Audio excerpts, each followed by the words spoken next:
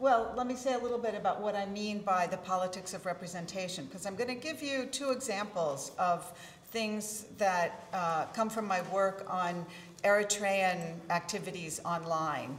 And what I think is interesting to think about is the way in which cyberspace and the internet offered the possibility for ordinary people to contest sort of mainstream or official representations. And so what I'm looking at is how people are representing their nation and contesting with the state in particular about representations of that, and also how they're representing their culture and contesting among each other ideas about what it means to be Eritrean, and I look at that through two examples that I'm going to talk about. One is an online memorial, an online war memorial that they created, and the other is images and texts and debates posted about the capital city, Asmara. So I will see, I'm always bad at like remembering to advance the slides while talking. I can't, I thought I was a good multitasker, but apparently not.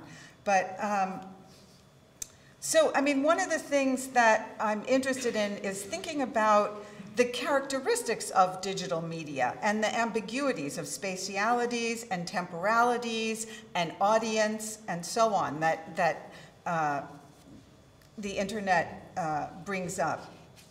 And I think these examples might help us think through some of those things.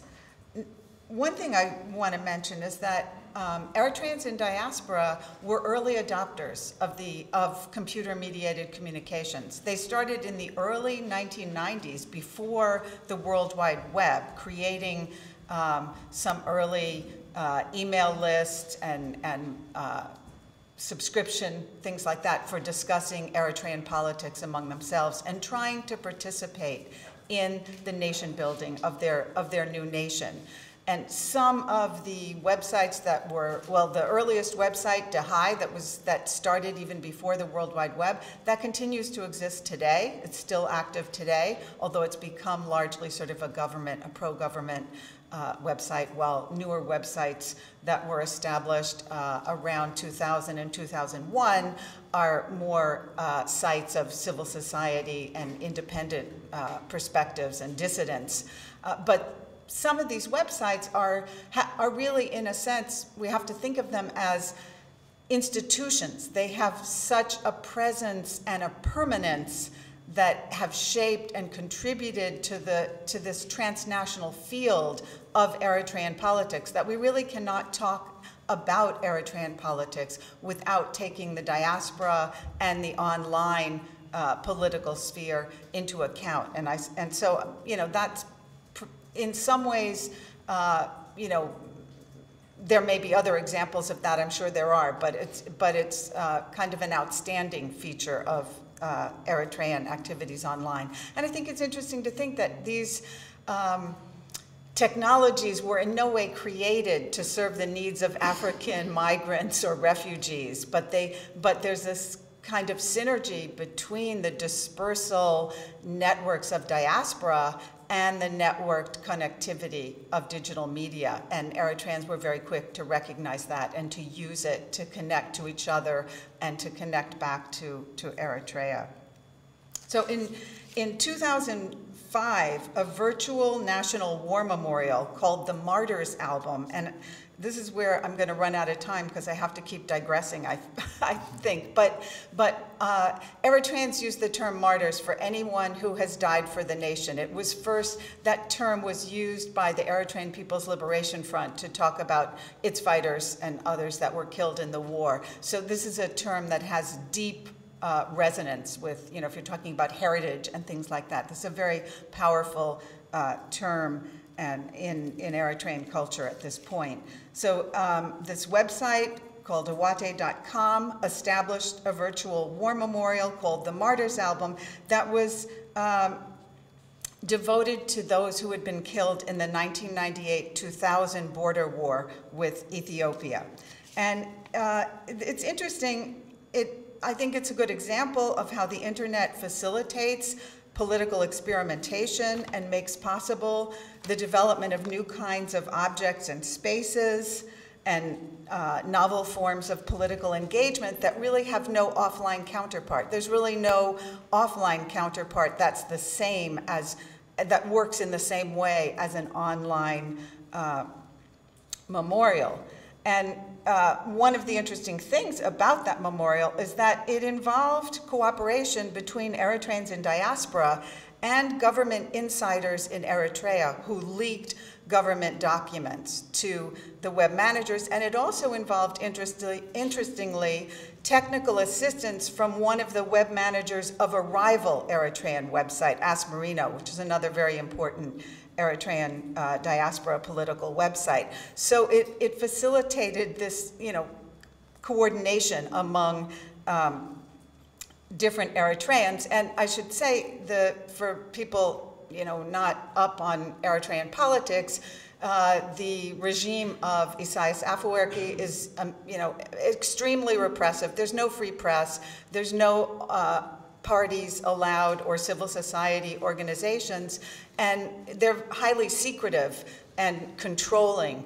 And so one of the things that happened was that after the border war fighting ended in the year 2000, years had passed. 5 years had passed, and the government had not revealed how many people actually died and what were their names, who was actually killed. So, people may have known their relatives didn't come home, but you could hope that they fled and escaped over the border or something like that. So when Owate stepped in to create the Martyrs Album, they were really doing something very significant for all Eritreans.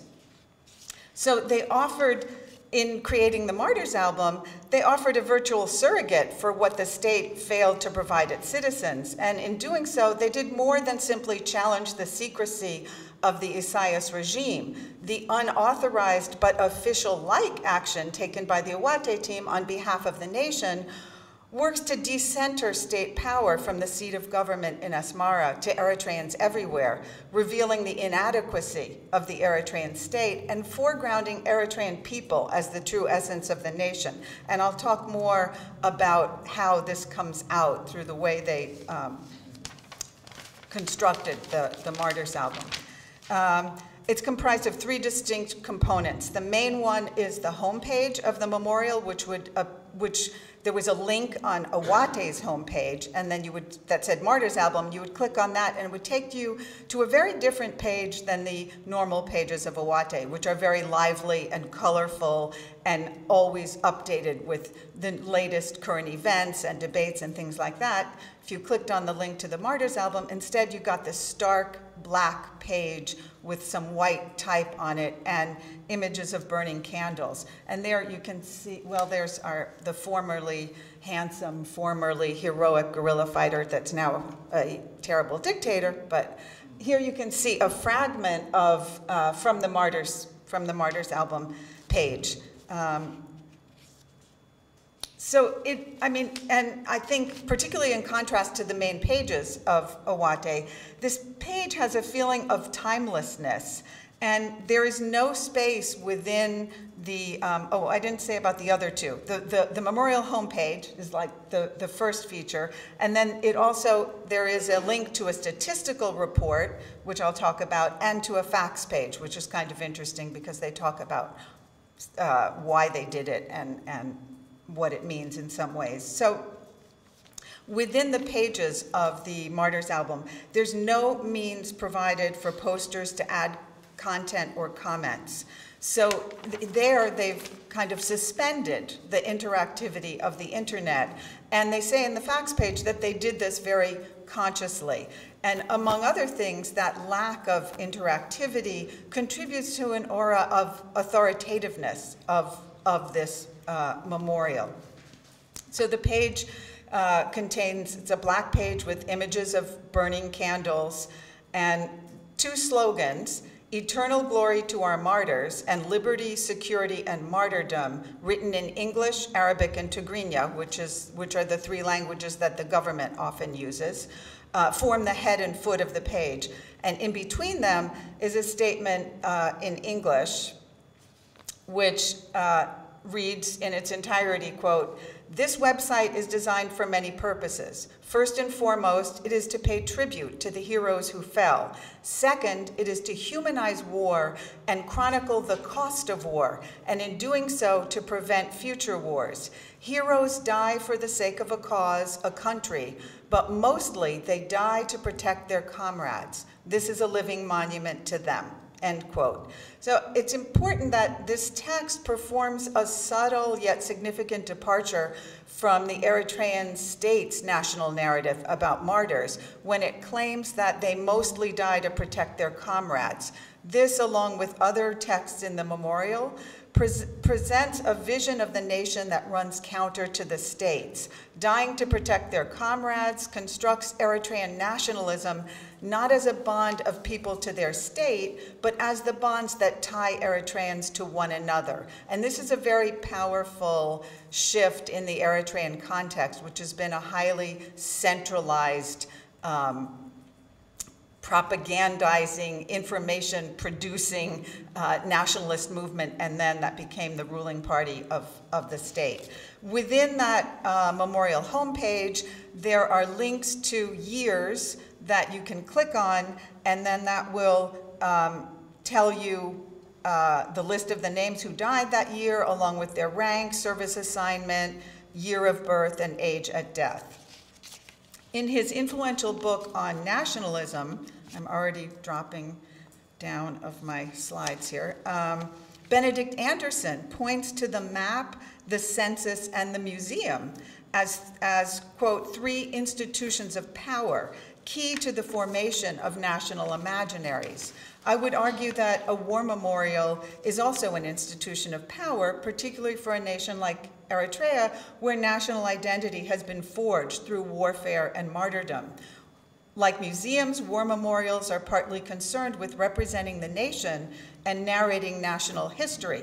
Like the other institutions of power identified by Anderson, the map, the census, and the museum, a war memorial is very much about the kind of power I have called info-political. I developed this term, info-politics, kind of, complementing Foucault's notion of biopolitics, which is the power exercised through managing populations, to really think about, because people talk about information on the internet as if it's just sort of a freely existing kind of thing. And I felt like we need to constantly remind ourselves about the power exercised, not through simply the content of information, but how information is curated, censored, authorized. So the ways in which information is managed, and those ways of managing information are being dramatically transformed by digital media. And so I think it's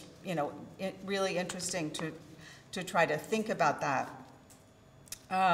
So I see this memorial as info-political in a number of ways.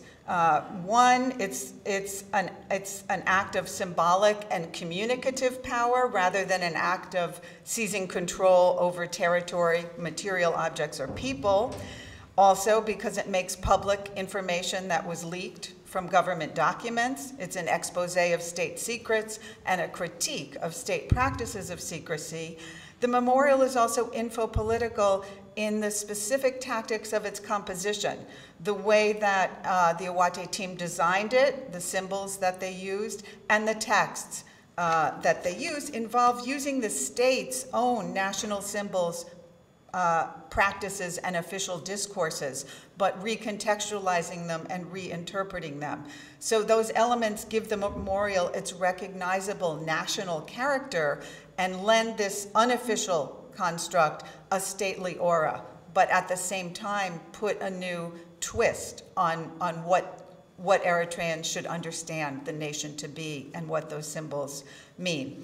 The location of the memorial in cyberspace contributes to a distinctive representation of the nation, conducive to decentering it from the seat of authority in Asmara. Maps and museum buildings with their maps because of depicting boundaries and museum buildings because of their specific locations emphasize the territorial nation and foreground the division between everything and everyone internal to the nation and all that lies outside it. An online memorial obscures borders and distances. Given the dispersion and displacement Eritreans have experienced, it's significant that no matter where they were located, if they could access a computer, Eritreans could experience the memorial firsthand once it appeared online. So the virtual location is in a sense equidistant from everywhere and could be inside and outside of Eritrea at the same time. On the facts page, the Awate team state that the Vietnam Memorial in Washington, D.C. served as their model, and they even provide a link to its online counterpart. And there are clear aesthetic similarities between the Martyrs Album and the Vietnam Memorial, foregrounding the names of those who died in the war and emphasizing the human losses caused by war rather than celebrating victory or heroism. But of course, the Vietnam Memorial is an official memorial erected by the American government, whereas in the Eritrean case, the Martyrs Album is established online by Eritreans in diaspora using leaked government documents and taking an unofficial act. And the Vietnam Memorial, has a material existence on the ground, and so its online presence is more of an adjunct or a virtual replica, whereas the Martyrs Album is purely a digital construct. But to say that it exists only digitally does not in any way mean it did not have offline effects. In addition to generating discussion and controversy, the Martyrs Album led to further actions, including, for example, Eritrean volunteers. In 2005, Eritrean volunteers around the world read out the martyrs' names in a radio broadcast that was organized by the other website, askmarino.com. And it's interesting too, just as a contrast, on askmarino.com, they later got further information about all the people killed in the border war, and they created something called like the Martyrs Database. But it's totally different in character than the Martyrs Album, which is really constructed as a national war memorial. The Martyrs Database is just simply, stark information. It is not framed at all in the same way. So while the creation of the memorial is an act of political protest against the Eritrean government, its design emulates state rhetoric and official forms, projecting an aura of authority and speaking in a national voice. And in that sense, they take some power away from the government by acting in a state-like manner on behalf of the public. How am I doing on time? I've completely... Still 10 more minutes. Okay, I better shift now. Well, let me tell one more thing about that before I shift to talk about Asmara. On the facts page, the Awate team explicitly addressed the question, is the internet really the right medium to publish such emotional and sensitive issue?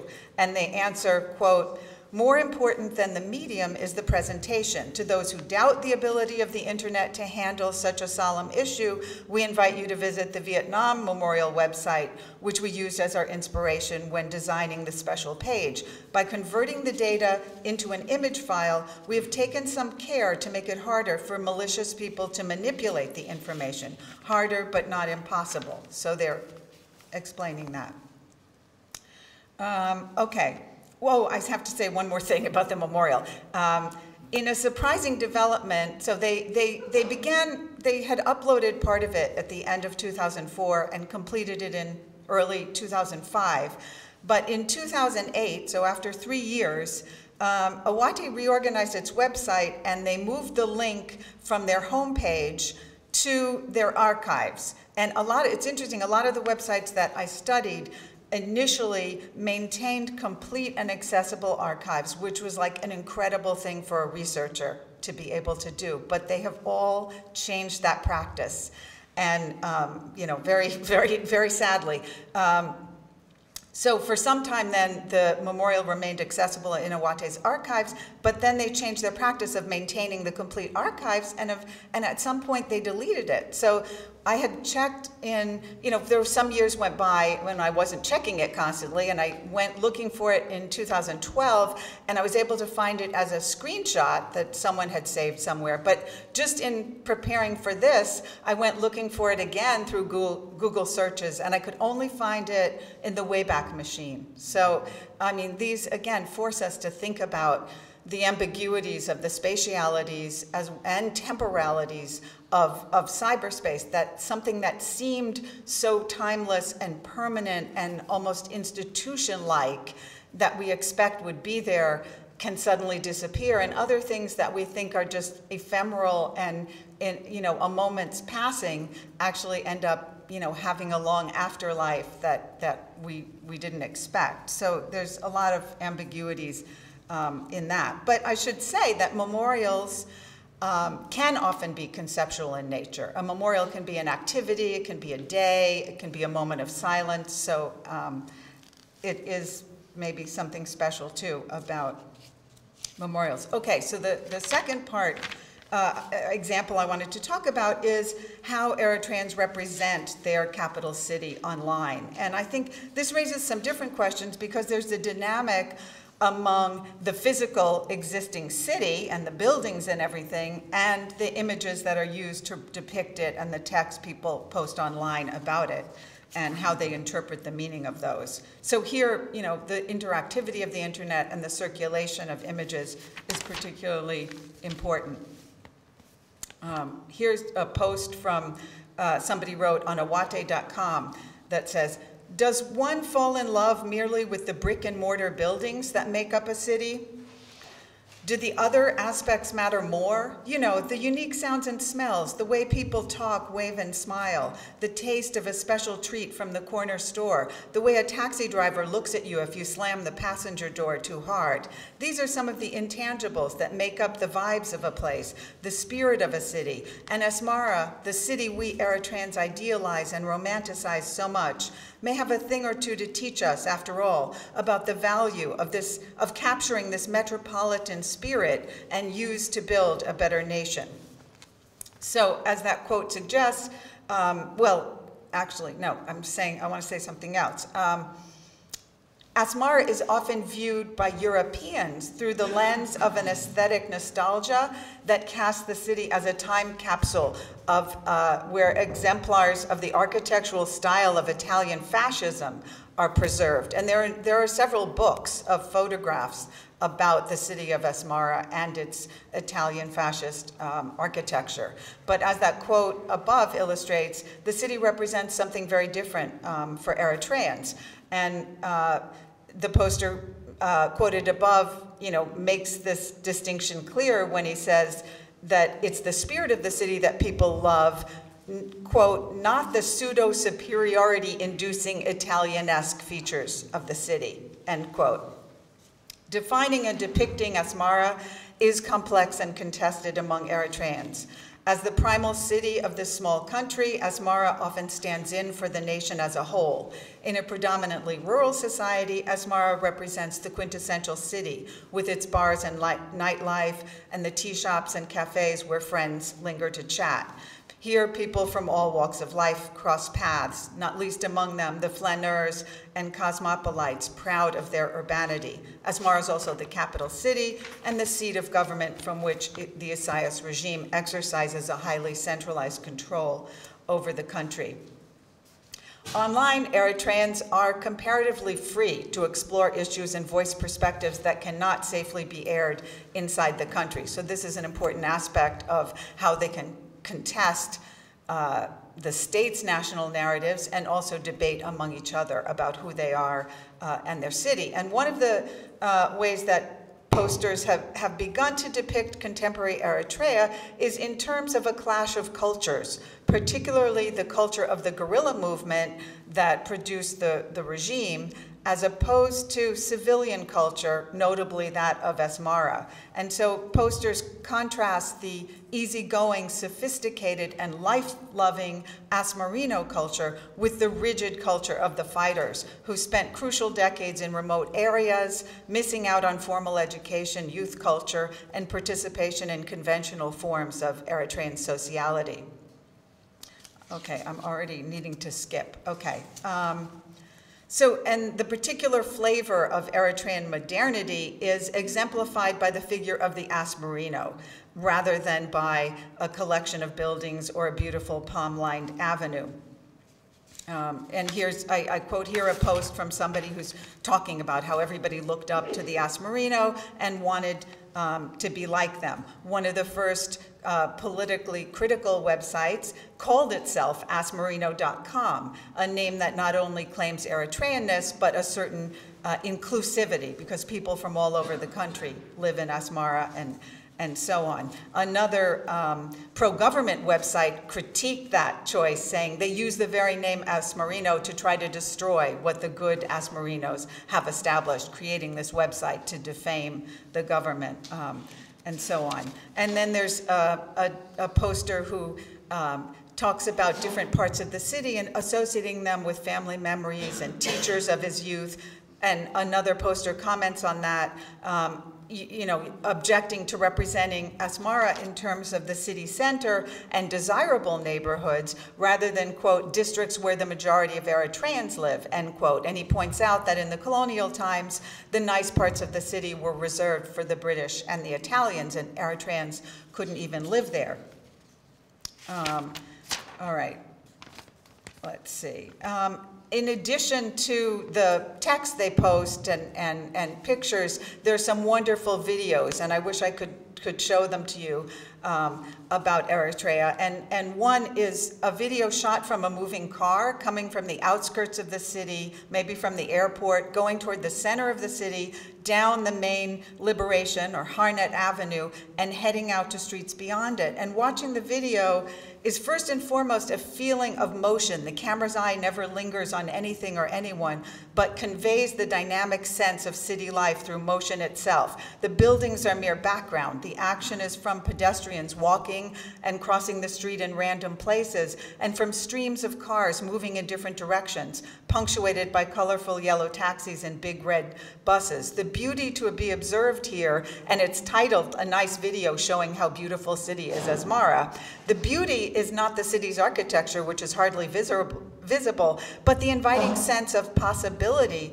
that emerges from the movement, from the camera's freedom as it glides through the streets, and the hustle and bustle of people and traffic. You get the sense of the city as alive. This video stands in contrast to another video and another series of photos that focus on the decay and destruction of buildings in Asmara. And here are a few of those kinds of pictures. And one of them, one series of photos was put up by Asmarino's web managers, titled "Asmarino's Crumbling Buildings, Let the Pictures Speak." And these kinds of pictures are really sort of an autopsy of an urban corpse, showing you a city composed of wounds and scars.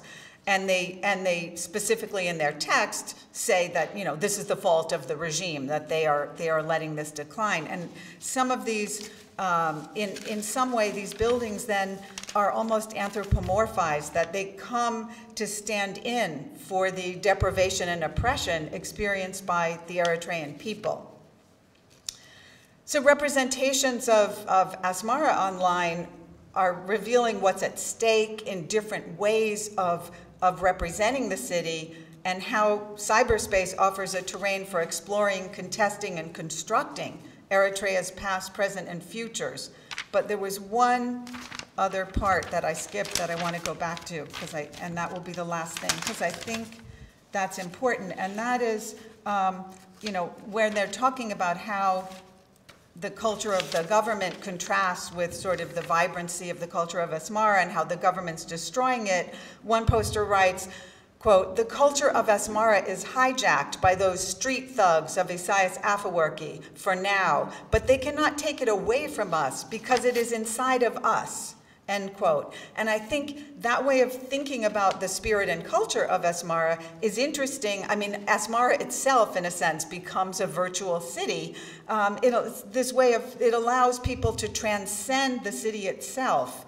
And so the regime may physically control Asmara, its capital city, but the ideals of civic life and citizenship that the city symbolizes cannot be captured and contained, and each of the posters in their own way lays some claim to the city by representing it on their own terms. So I will stop there.